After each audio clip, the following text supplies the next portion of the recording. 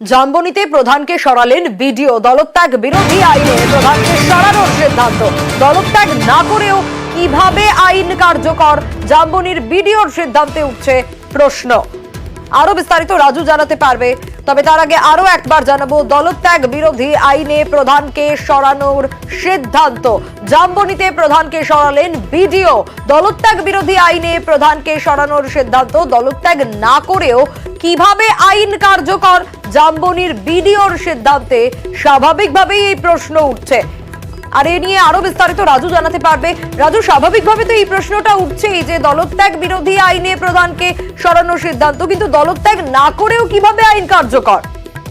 দেখো, এখানে একটা প্রশ্ন রয়েছে যেখানে বিডিও বলছে যে তার যে কমিটি তৈরি হয়েছিল প্রধান গঠন হওয়ার সময় এবং সেখানে যে দলনেতা যাকে করা হয়েছিল সেই দলনেতা মূলত অভিযোগ করেছে এই প্রধানের বিরুদ্ধে যে সে নাকি দলের বিরুদ্ধে কাজ করেছে এবং সে যখন বোর্ড গঠন করেছিল সেই সময় নাকি কর্মী সমর্থন নিয়েছিল, এমনটাও অভিযোগ করা হচ্ছে।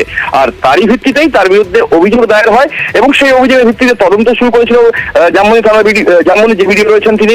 এবং বিডিও তার সাথে প্রথমবার কথাও বলেছিলেন এবং পরবর্তী ক্ষেত্রে যে হেয়ারিং ছিল সেখানে সে নিজের অসুস্থতার কারণে না উপস্থিত থাকার কারণেই তার বিরুদ্ধে এই যে মামলাটি, সেই মামলাতে বিডিও তাকে বলে যে তার যে দলত্যাগ আইন তার বিরুদ্ধে নিয়ে আসা হয়েছে, তার এতেই তার প্রধান খারিজ করা হয়েছে। কিন্তু মামনি খিলাড়ি যিনি রয়েছেন প্রধান, এখন যিনি প্রাক্তন প্রধান, তিনি অভিযোগ করছেন এই বিষয়ে মূলত তার যে এলাকায় যে কাজ হচ্ছে বা দলের ভিতরে যে গোষ্ঠীদ্বন্দ্ব রয়েছে বা দুর্নীতি হচ্ছে, সেই দুর্নীতির তিনি করতে চাননি এবং সেই দুর্নীতিতে প্রশ্রয় দেননি, যার ফলে তার বিরুদ্ধে ষড়যন্ত্র করা হয়েছে এবং তাকে এই দলত্যাগ আইনে নিয়ে এসে তাকে দল বিরোধী কাজ করা হয়েছে বলেই তাকে পদ থেকে খারিজ করা হয়েছে, এমনটাই যিনি অভিযোগ করছেন।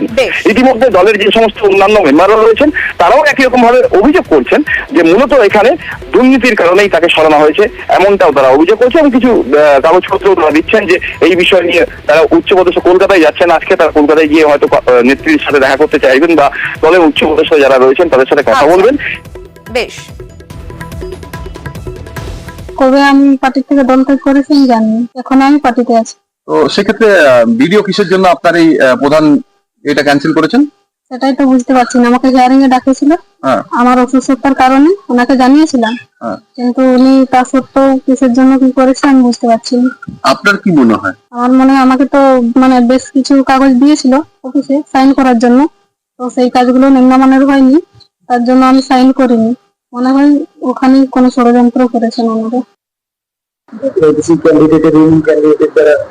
যারা উইনিং মেম্বার ছিলেন সবাইকে ডেকে ওই হিয়ারিংটা আমরা করি, কিন্তু আমাদের এখন যিনি প্রধান ম্যাডাম তখন ছিলেন আর কি মামনি খিলাড়ি, উনি আসতে পারেননি। উনি অ্যাজ পার অ্যাক্ট এফেক্ট লাগু হয়েছে, সেই জন্য ওনার মেম্বারশিপটা চলে যাচ্ছে। এর পরবর্তী পর্যায়ে আমাদের যেমন হায়ার অথরিটি আমাদেরকে ইনস্ট্রাকশন দেবেন আমরা সেইভাবে কাজ